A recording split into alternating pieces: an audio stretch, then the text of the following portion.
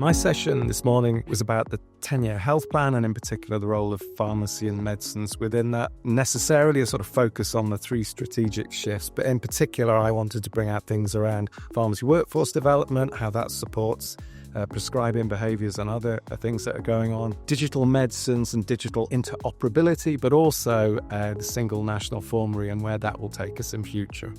This is an ever-evolving area. It's an exciting opportunity for medicines and pharmacy, but we also need to recognise that here's an opportunity to start to showcase what pharmacy and medicines optimization has been delivering for many years.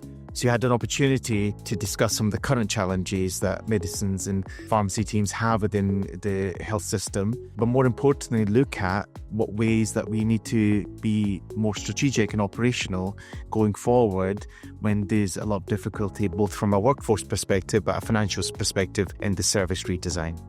The best way to ensure that patients have equity of access is potentially looking at the notion of a single national formulary, which is referenced in the 10-year plan. Of course, there are some risks and also the logistics of how you actually implement something so complex. But one thing it would absolutely achieve is it doesn't matter what your postcode is, where you live, you will have the same treatment, first line, second line, third line, and so on.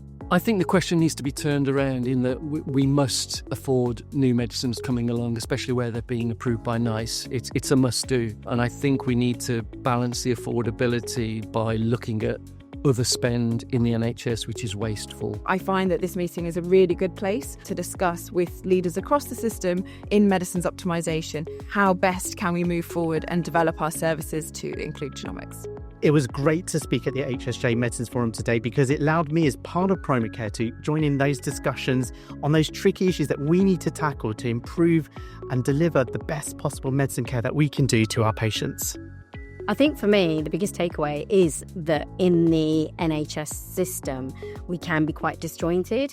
And if we're really going to work at sort of neighbourhood level and think about kind of, the three pillars from the 10-year plan around analogue to digital and treatment to prevention and hospitals community, then we've really got to start working together and we've really got to utilise every person's skill within the system to help the patients the best we can.